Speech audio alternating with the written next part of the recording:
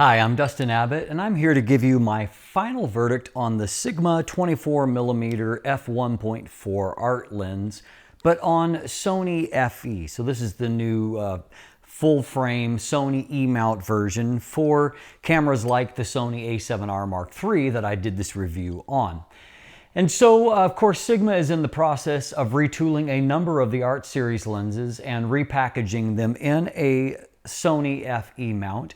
And in the process of doing so, they're making a few minor tweaks, mostly to the operation of the lens. And of course, there's a little bit of a change to the physical housing. The lenses are a little bit longer to change that flange distance to get, the elements at the appropriate distance from the sensor. There's a little bit of a difference from going from mirrorless to DSLRs. And of course, lenses like the 24mm f1.4 were originally designed for Canon, Nikon, and Sigma DSLR cameras. And so there's some tweaks there. There's a little bit of growth in the physical size. If you'd like to get the full details of this transition or just information about the lens itself, I'd recommend that you look first at my first look episode here. And in that episode, I more thoroughly examine what's changed here in the new Sony FE mount and to give you some breakdown of some of the key details there. But to highlight just a few of those things, compared to the Canon EF version, the FE version has gained about 30 millimeters or roughly 1.2 inches. And so it is significantly longer, and unfortunately it is also heavier, weighing in at 768 grams compared to the 665 grams of the Canon EF version. And so unfortunately you can't add on extra metal housing and components and lose weight in the process. And certainly that has not happened here. And unfortunately, the byproduct of that is compared to, say, the upcoming Sony 24mm f1.4 G Master lens, this Sigma Art Series is about 73% heavier as compared to that. And so that's certainly a significant factor for those of you that are thinking of mirrorless cameras and lenses as being small and light. Now, if there's any consolation, you do gain about 24 grams of weight back as compared to using the Canon EF version and then the Sigma MC11 mount converter. And so a little bit lighter than that, but unfortunately, most of the heft of the MC11 does end up in the new physical design here. And of course, that's really what Sigma is doing with these. They are incorporating elements of a mount converter, but right into the housing itself and optimized for that particular lens. Now, fortunately, all of the changes are not unwelcome ones when it comes to going to an FE version. For one thing, I have noted when using Canon EF mount lenses via the Sigma MC11, and at this point I've used quite a number of them at this point, I find that when you are making aperture changes, that often you will get both kind of a scratchy or loud type sound when you are changing aperture with those. And I've also seen a little bit of aperture glitching depending on that. Sometimes it'll be fixed with a firmware update at some point.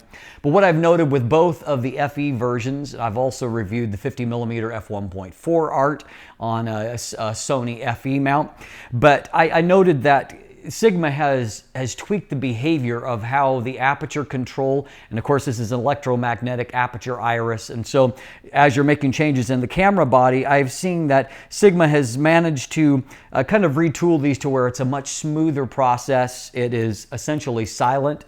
I can't hear the aperture, any sounds of the blades moving as I make changes to it, and of course there is also none of that glitchiness that I've seen before.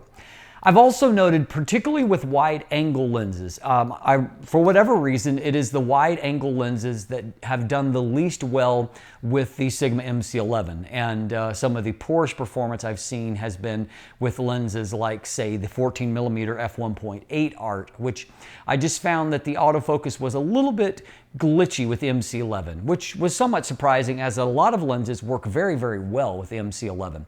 But in this case, while I haven't tested the EF version and the MC11, I can certainly say here that there is, for the most part, good things that are happening.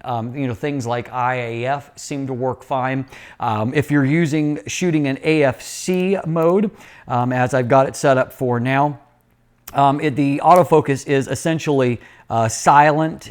There's not really any noise, and if you switch over to some kind of single shot type mode, I find that there is just the slightest little bit of whirring as the elements slide along. It's a little bit louder than in AFC, but everything works fairly quickly there. And as far as the actual autofocus speed, other than, you know, a few little pulses here and there, it autofocuses fairly quickly. Certainly, I think fast enough for most applications. I don't think that autofocus speed is going to be an issue. And of course, one of the nice things, of course, with any of these FE versions, because of the focus system change, you don't have to worry about lens calibration. And so autofocus accuracy, for the most part, is improved. However, it's still not perfect. And I have found over the course of my review period that there are some images where focus is missed that frankly I'm very surprised by. You know, images, for example, where I'm like this one where I'm stopped down to, I believe, f5.6, so depth of field is very large, and it seems you know, almost impossible to miss focus, and yet the lens is not, or the image is not accurately focused.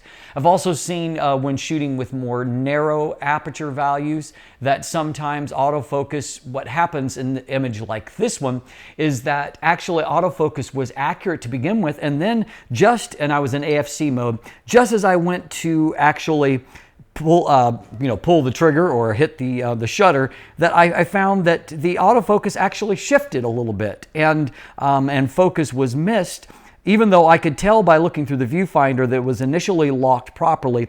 But it's just in that moment of pushing the shutters, the autofocus actually slips a little bit, and so it resulted in a incorrectly focused image. And so I went back and reshot it in the second one, and of course autofocus was accurate there.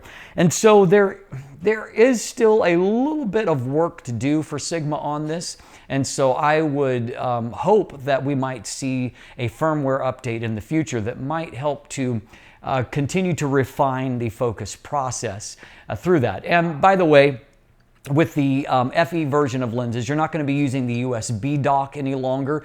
And so in terms of firmware updates, those will be handled by, you know, a packet through the camera body itself. And so they can be downloaded off of Sigma's website, and then they're uploaded through the camera itself, like other updates to as delivered are on Sony bodies anyway. Now, I also did a detailed breakdown of the image quality that I would recommend that you take a look if you want to get a thorough, detailed examination of how things shake out in that. What I found in that, just to give you a few highlights, is that center sharpness is excellent at f1.4 on, and contrast is good in the center of the frame, and about somewhere between 1/2 and 2/3 of the image circle, inner image circle, all look quite good. However, as you get out towards the edges of the frame, and in particular towards the corners, there is a pretty fair deterioration of sharpness and resolution, and so it's fairly soft at f1.4, and a little bit better but not great at f2, making steady progress at f2.8, but really corners don't get exceptionally sharp until f4. And then at f5.6 is kind of peak landscape apertures.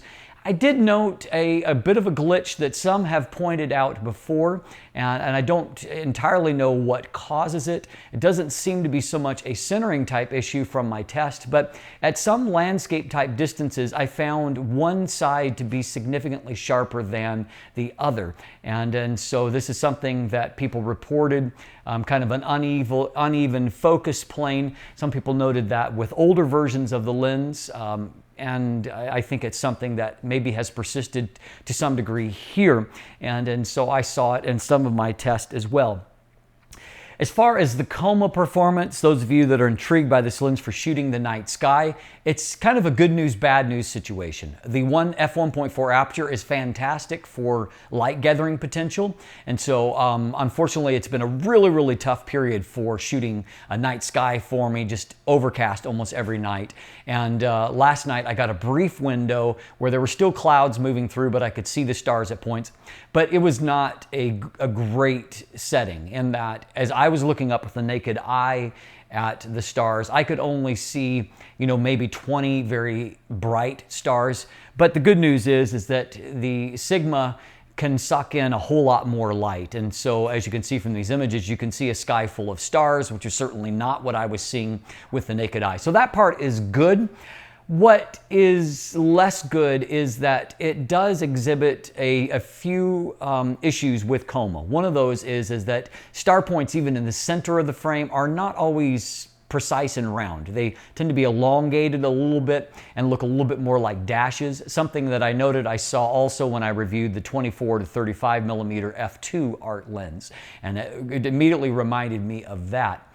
And at the very edges of the frame, you will also find, a little bit of wings growing and a little, kind of deformation of the star points, further deformation there, and that's evidence of some Coma. F2 is mildly better, but not a whole lot. F2.8 is better for the most part in improving some of the outer Coma performance. That elongating and stretching, unfortunately, is still not fantastic. And so, while it's certainly usable for shooting the night sky, it certainly is not one of my top picks because of that Coma performance. One final area that I noted, just more as a taste thing, and it's somewhat hard to quantify or show. It's kind of a photographer's feel.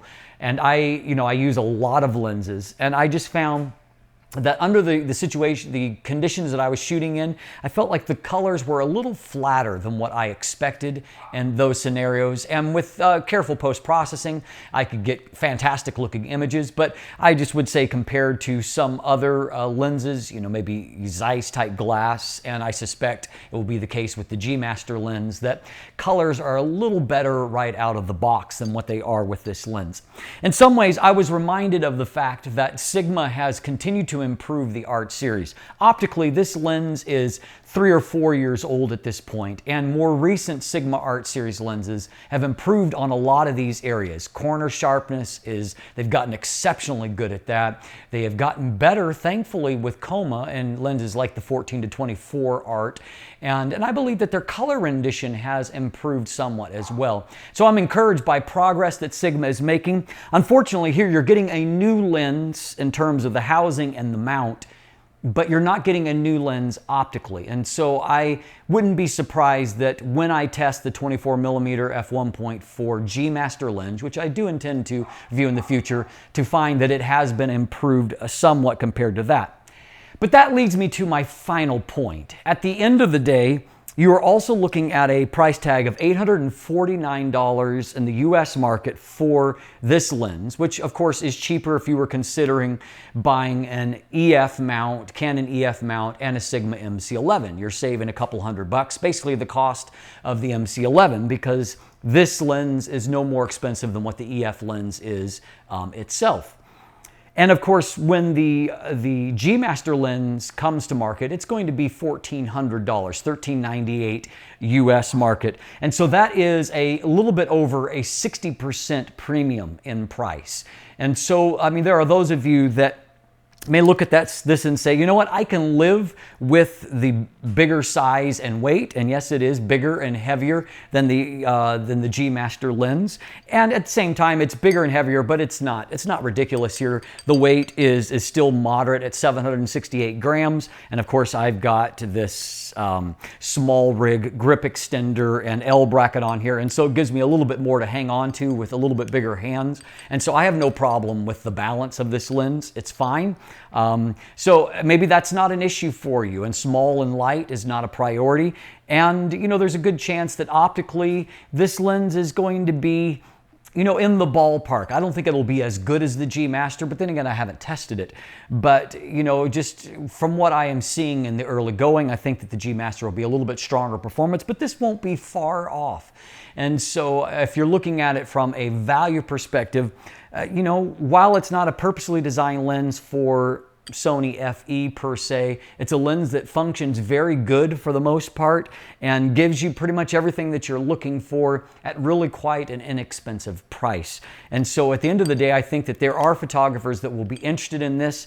At the same time, I think it might be a little bit more of a niche product for some of the reasons that I've mentioned as a part of this review. I'm Dustin Abbott, and if you look in the description down below, you can find linkage there to my written review, also to the image gallery if you want to see more photos from this lens. There are buying links in the description down below if you'd like to order one for yourself. You can follow me there on social media, become a subscriber to my newsletter, or become a patron. And of course, if you haven't already, please click subscribe right here on YouTube. Thanks for watching. Have a great day.